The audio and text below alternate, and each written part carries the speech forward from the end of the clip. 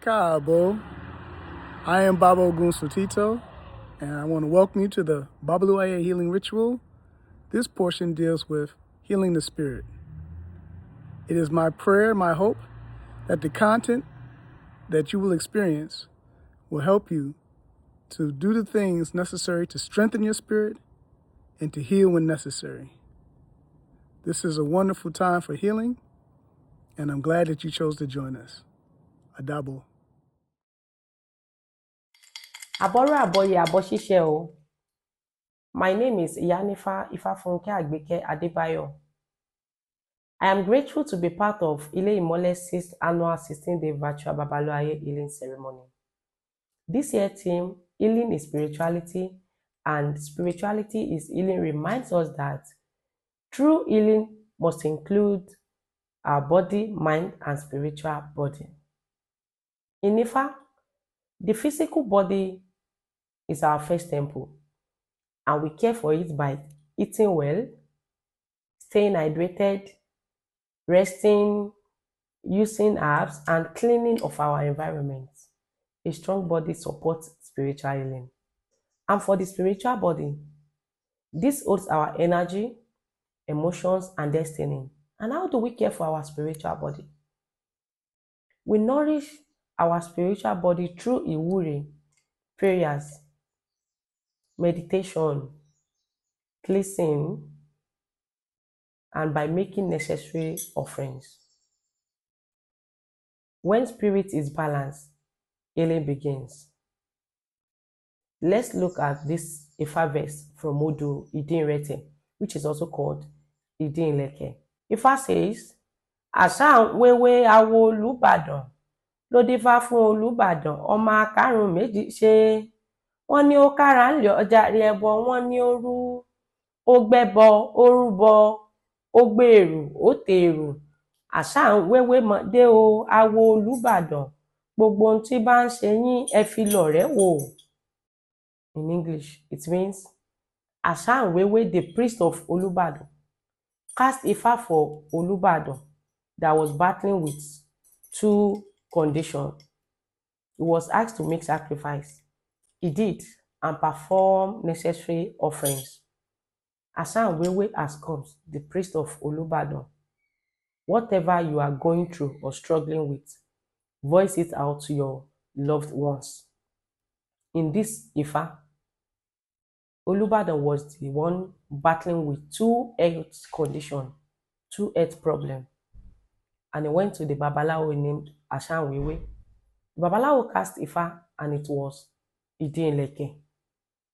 He told Olúbàdàn that he should make sacrifice, he should make ebo and some necessary offerings. Also, he should not keep his pain inside. He should voice out to the people around him. And Àṣà wéwé followed all the instruction from Ifa. Soon after the necessary offerings and ebo, healing came. In this verse, Ifa is teaching us two powerful lessons. The first one is there is no true healing without spirituality. And the second lesson is that whatever we are going through, we should speak to our Uri, speak to our Orisha, and to our community. So we understand that healing is both physical and spiritual. When we care for our body and nourish our spirit, balance returns to our life, to our family, and our community. Truly, healing is spirituality, and spirituality is healing. Elaboru, elaboye, elaboshisheun. You know, people meditate in different ways all over the world, whether it's Africa and you want to sit on the grass, sit on a stone, because there's a lot of energy in stones and rocks, you know that. Or if you're in India, you might light your incense and sit in front of your community altar. Or whether it's China, South America, wherever, everyone, every culture has some kind of specific way to go into meditation, to calm our mind, to ease the burden of grief, huh? And all of that. To me, when you do meditation, it's good to be outdoors, as long as it's not real loud outdoors. If you can't go outdoors, get you a pillow to sit on, huh? So that your hips are higher than your knees. Some people like to lay down, huh? But a very, very important thing in meditation is your breath. You must try to control your breath, but at the speed, at the rate that is good for you. Sometimes people say, okay, inhale, hold it, exhale, but everybody breathes differently. So remember that when you go into your meditation, like we're getting ready to do now, huh? Remember to have a beautiful focus in your mind. You might want to focus on the sea, huh? You might want to focus on where your ancestors are now, the ancestral realm. I do that a lot, huh? You might want to, like I said, wiggle your toes. Well, make your toes still when you meditate, but feel that energy that's coming up out of the earth. That's so very important, especially for you who live in the city and don't have a lot of places where you could put your feet in the grass or hug a tree or do whatever. But have that visualization in your mind when you meditate. So let's all sit or lay down, huh? Maybe even stand and get into a comfortable position. You can close your eyes or just lower your eyes. Be in the quiet, in the space that you have chosen. Some people might even want to play quiet music like harp music, huh? So get into a very comfortable position. Try to have your back as straight as possible, but still comfortable. We're doing this together, y'all. Have your legs folded or stretched out ahead of you. And let's take our first breath at your own pace.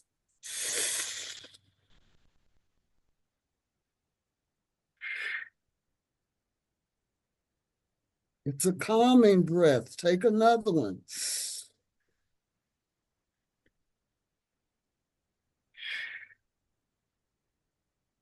Let all the trials and tribulations float on that exhale of your breath. Come on, y'all.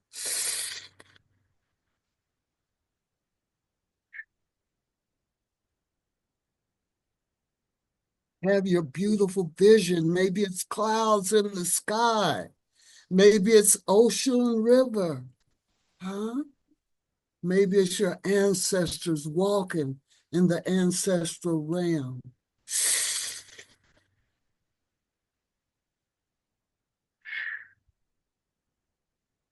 Relax.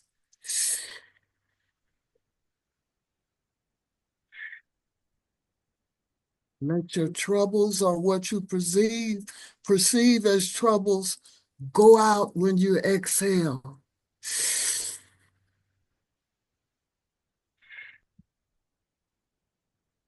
And know that you are loved, that you're surrounded by love, that you're covered in blessings.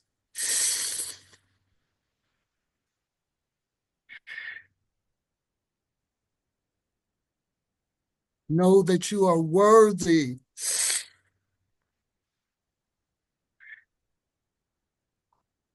Know that you are wise and you're prepared to share that wisdom.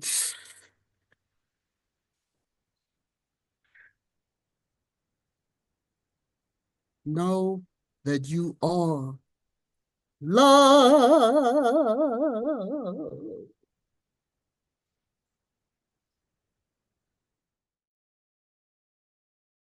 Habari gani, Eku Odun Tuntun, Happy New Year. Today's presentation is about healthy connections and attachments. So let's begin by looking at these two concepts, connections and attachments.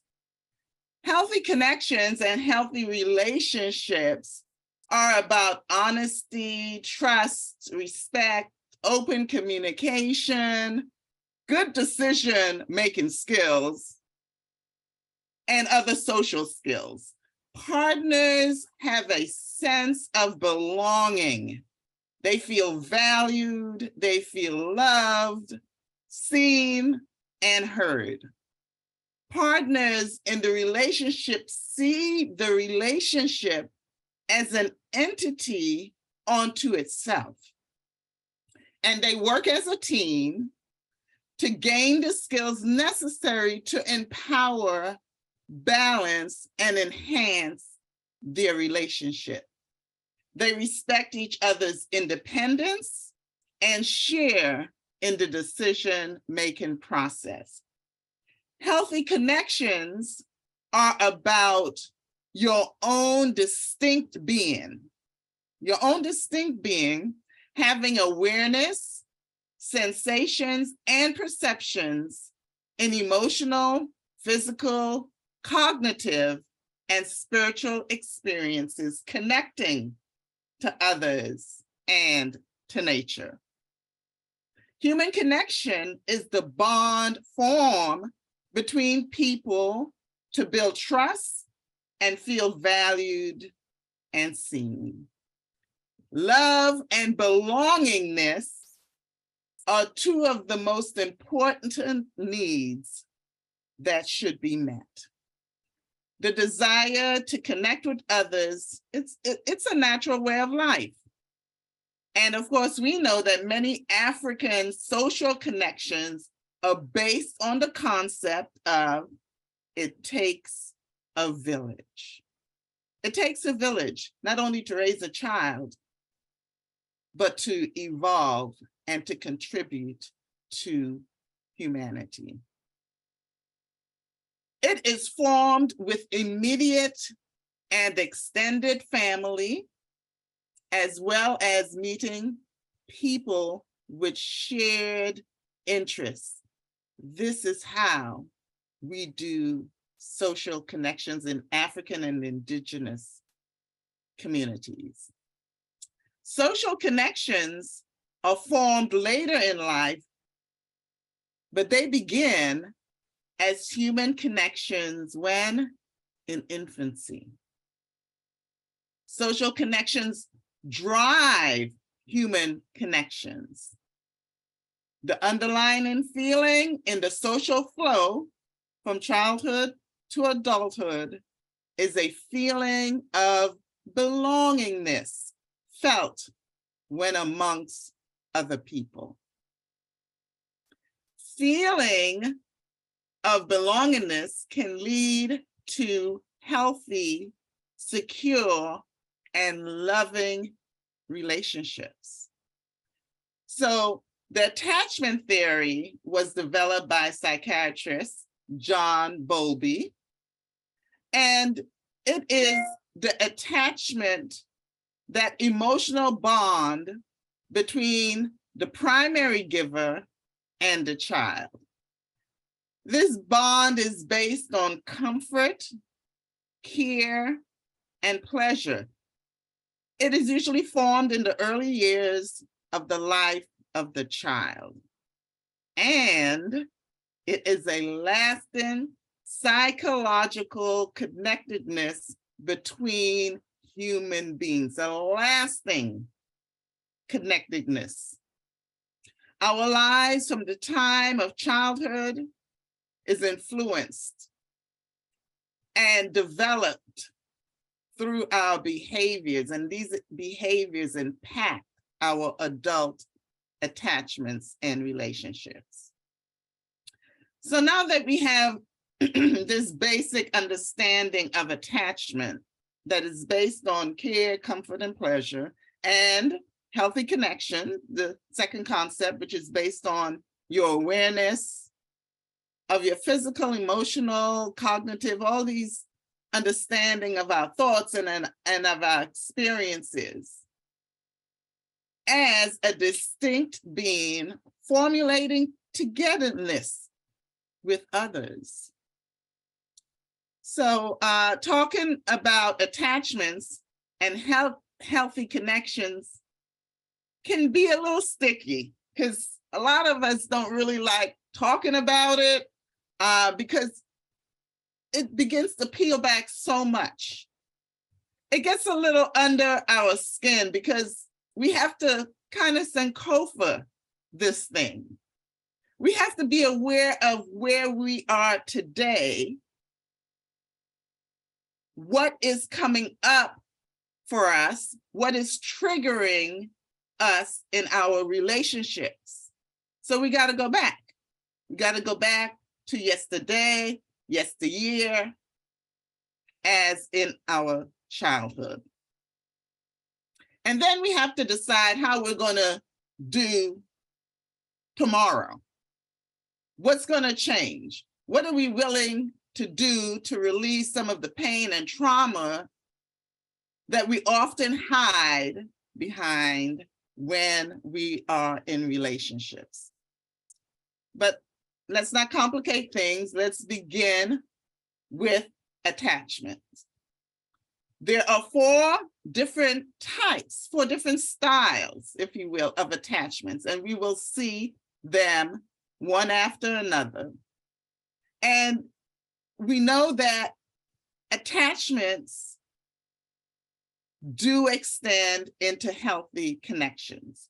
So it's a good place to start. But before I tell you about the 4 attachment styles, let me talk a little bit about what I call the big FAT, the big F-A-T. Those acronyms stand for fear, anger, and trauma. Fear, the first one, we all experience fear, right? So real quick, put in the chat, and I know a lot of us know this, if you remember, what do the acronyms FEAR stand for? Put that in the chat real quick.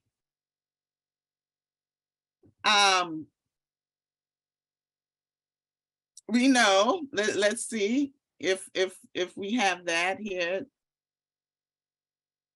Yep. False evidence or false expectations. Yep, we got it. We got it. Appearing to be real. It is so clear and vivid in our minds. So clear that for us, it is real. And of course, we often have that physiological response to that. So it starts in the amygdala, which is that part of our brain that processes emotions. Fear is a response about what's happening now or a perceived situation. A little different to anxiety, which is an emotion about something that may happen, may or may not happen. So with fear, I'll just run through real quick. We have what's called, y'all know I love to do these acronyms. So it's RIP, R-I-P. So we have the rational fear based on experience. We have the irrational, which is not really based on any logical foundation. And then we have the primal. The primal is that natural in earth need to survive, right? So the primal fear can keep us from harm and danger, okay? We know, don't get too close to that multicolored snake or that black hand-sized spider, right? That's about our primal fear. So it can prevent us from having certain experiences that may be detrimental to us, right? And of course, when we talk about that, we also talk about that fight, flight, freeze, fawn, which is the exaggeration or cover up of what's really going on. So that's the F. So the A, of course, is anger, which is a secondary emotion, and it's usually triggered by something else, all right? And so anger is something that, you know, I don't know about you, but sometimes we are taught that, oh, you shouldn't be angry. You know, what's that face about? You're angry. And we have been taught to look at anger as a negative thing, but anger can help us move forward towards our healing. Now, admittedly, it can be hard to manage, but with skills, we can learn to manage the anger. So let's quickly jump to the T, which is trauma. Now, this is significant, okay? It's significant here when we consider particularly what happened in our childhood, you know, and yeah, I don't know how many of us really think about that when we are in a particular situation that's uncomfortable. How do we sanko for that and find the root cause of that? So trauma is about how we internalize and react to a stressful event or a painful experience. And this thing about trauma, we know it likes to stick around, it likes to hide. And sometimes it hides so deep inside of us that sometimes it takes years and years and years. And oftentimes we hear people say, oh, well, that happened 20, 30 years ago, but trauma is not like that. When it rises up, it's like it's happening like in that moment. So even when things seem to be going well in our lives, we can be triggered, right? And the thing about trauma is that anything can trigger it: a smell, a taste, a sight, you know, a sound. Anything can trigger that trauma. And we all have experienced some form of trauma in our lives. I was going to say hell. Well, let me say hell. Living here in this country alone guarantees that all of us may be dealing with some form of trauma. But I mean, just think about it for a minute. You know, we have the bullying, we have the you know, the social media bullying and all this stuff, community violence. We have disasters. You know, I was just hearing the other day about this young woman in New York, a young 30-something-year-old woman who died in her car in the last storm. You know, can you imagine how, and I think she had children, but how is this going to affect them? And the way even that child, that mother, that daughter died. So then we have the trauma of physical abuse, medical trauma, domestic partner violence, you know? So it's all there, you know, to pull the strings. And the thing about trauma is like, you know, just think about it as that thing behind the curtain, or that thing that's manipulating the puppet. It has direct influence on our lives. And all of these things, all of these traumas can leave us vulnerable and can result in our pain and in our hurt, and where it sometimes even result to harming ourselves. Of course, we are aware of the mental and the psychological and the emotional issues that can arise from trauma. And some of us have a hard time dealing with it. We self-harm, we commit homicide, suicide, addictions, illnesses, and diseases. Many of them have a root in the trauma. So the big fat, FAT, fear and anger, are controlled and activated by trauma. Yes, controlled and activated by trauma. Fear, anger are controlled and activated by the trauma. It's behind the scenes.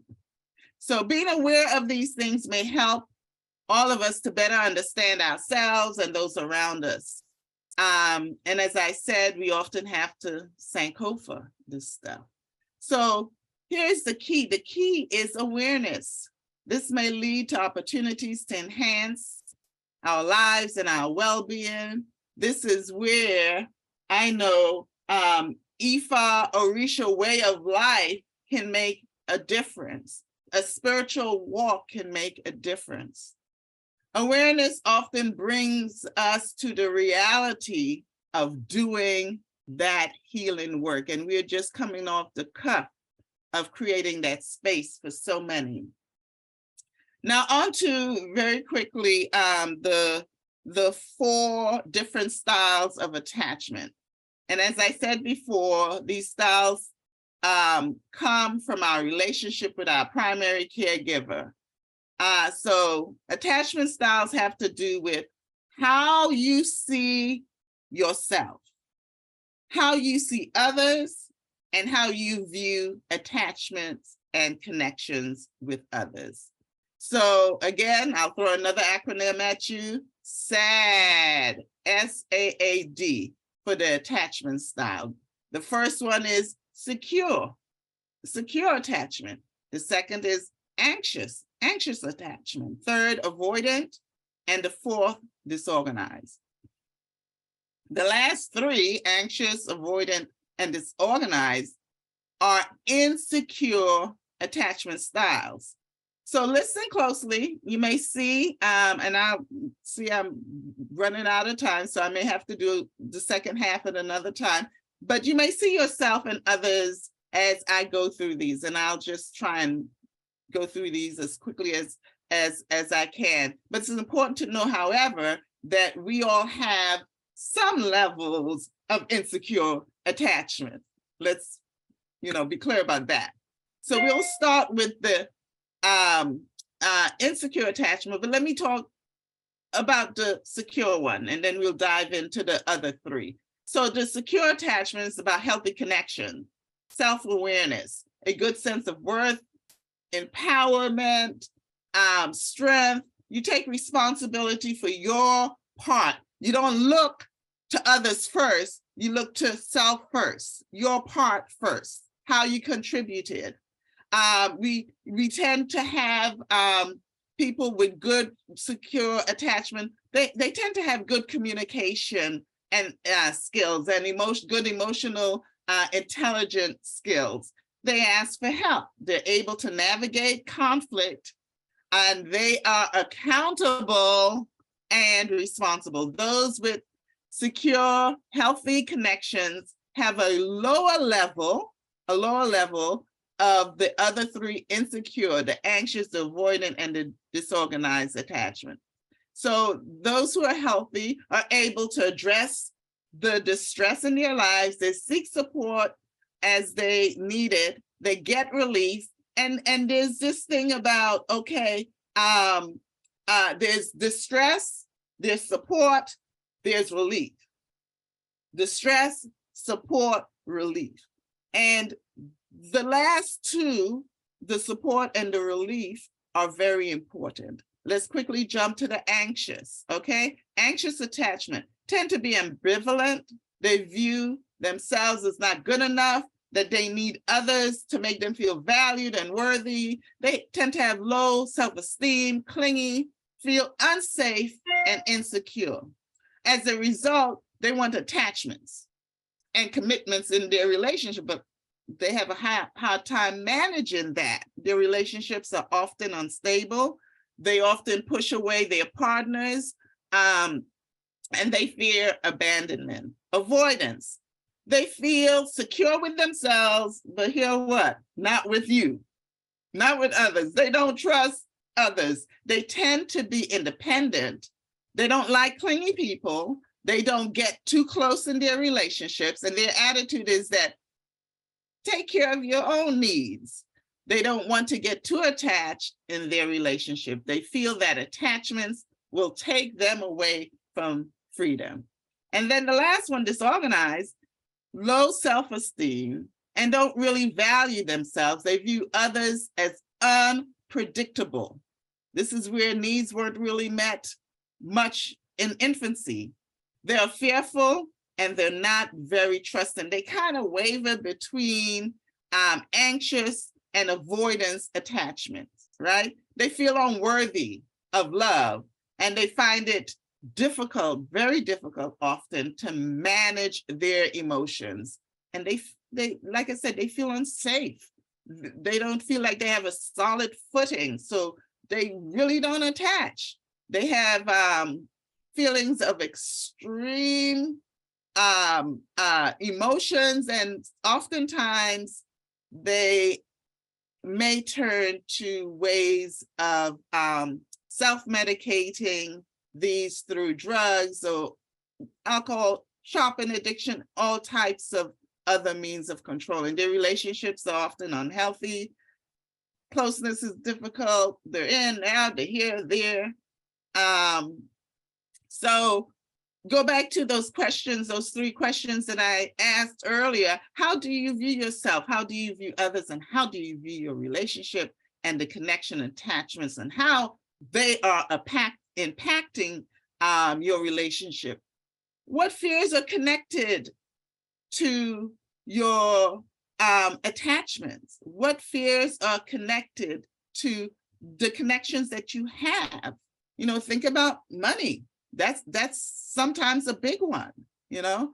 So looking at changing what you notice, we talked about awareness, and what you need to change to have a secure relationship can lead to healthy connections.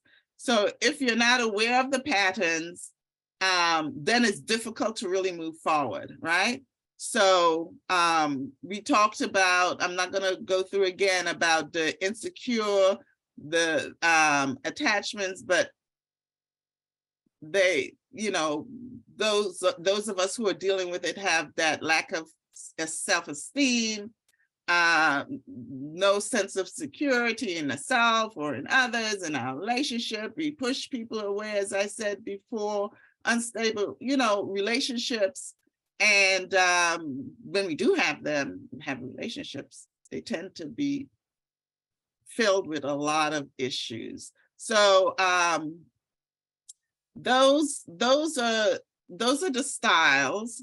And we know that to have a close and committed relationship, when we are high in those areas, we have to work on them. So let me do real quick here a brief chant.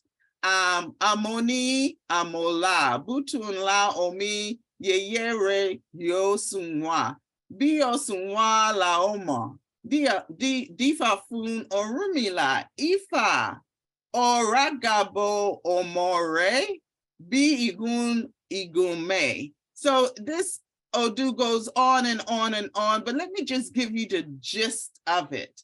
It is talking about Orunmila when he was going to provide protection for his students, the Babalaos, the Awo. And he went to Ifa, of course, to know about today, right?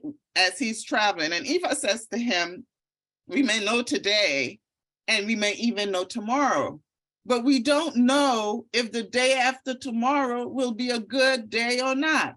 Therefore, we must protect ourselves. So Orunmila sought protection because there were things that he understood that he did not know.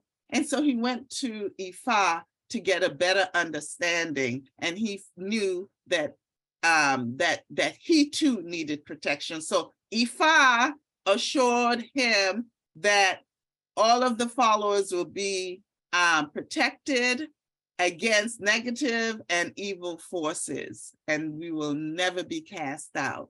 So this is an example of how Ifa, and then in the Odu, Ifa talks about when you look at the ear of corn that's covered by the husk is a protection for the kernel.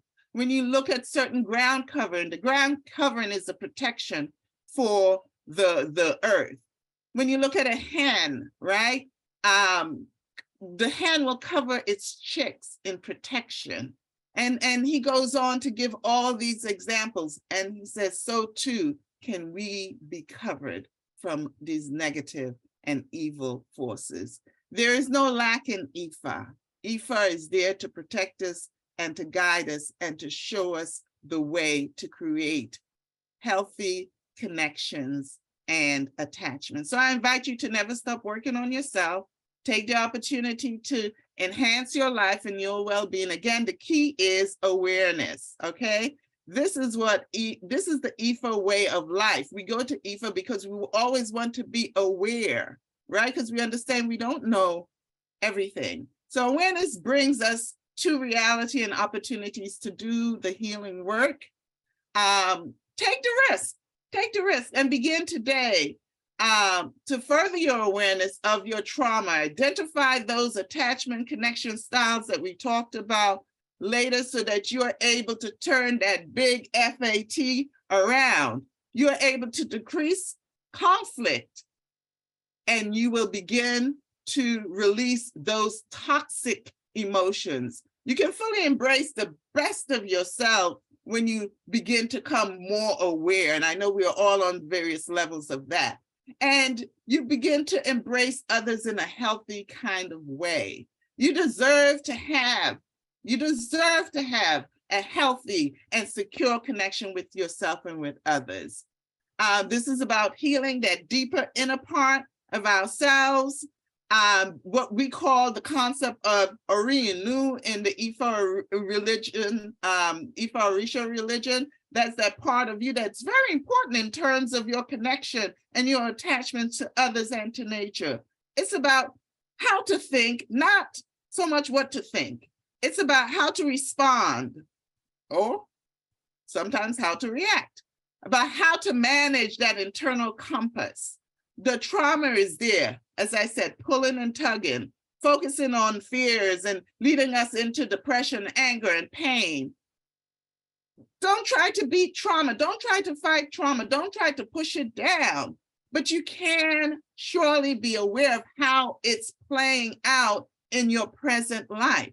And you can begin to heal and take things into a different direction. So, taking the risk can help you to end the patterns of unhealthy, and I'm coming to the end here, unhealthy attachment. How you see yourself. How do you see yourself? Are you secure? Do you see yourself of having value and worth on your own? How do you view others? Do you see others as being trustworthy, dependable, stable, and secure? And how do you view your attachments and your connection with others? That rope that connects you, is that rope secure? Is that rope stable? Can you put something on that? Can you hang something on that? So let me ask you a final question. What do you want and when do you want it? What do you want and when do you want it? So a lot of us say, remember back in the day, they say, what do you want? Put it in the chat. What do you want? Freedom. When do you want it? You want it now. Well, the opposite of trauma is freedom. The opposite of trauma is liberation. We all want it, right? We all want that. Awareness and identifying patterns is where to begin. Now, to wrap it all up, I'll make a few suggestions of things that will help you on this journey in terms of your physical, mental, emotional, and spiritual health. Connect to a spiritual family. Now, I know a lot of us are out there, we are doing research on the internet, we're even taking classes, but I also want you to connect with something, an organization, a spiritual organization, a cultural organization that's doing something. That's where the change comes, because you can sit and flip through that book all day long, but unless you get the opportunity to experience something, it's going to be hard. So again, spiritual connectedness is important. Yoga, exercise, breathing, meditation, mindfulness, being out in nature and being in the rhythm and the harmony and the symphony of nature alone is a wonderful experience. And it is in itself a spiritual practice. Of course, therapy. And I know we have lots of capable therapists on this line here. Sometimes medication. It might help to balance so that you can take a pause to begin to do the work. Now, a couple of things: journaling, grounding, getting out there, putting your feet on the ground, hugging a tree. Yes, hugging a tree, body work, acupuncture, massage, all these things. Be authentic and have agency. Take responsibility. Do something. We talked about the IFA, decrease your stress, refocus, and recreate. Head with your compass and your map. Mother Taylor used to say that all the time, your compass and your map to a secure and to healthy connections and attachment. May this moment begin your liberation from at least one thing that is holding you from reaching your highest potential. I want to say amen, ashe, ise.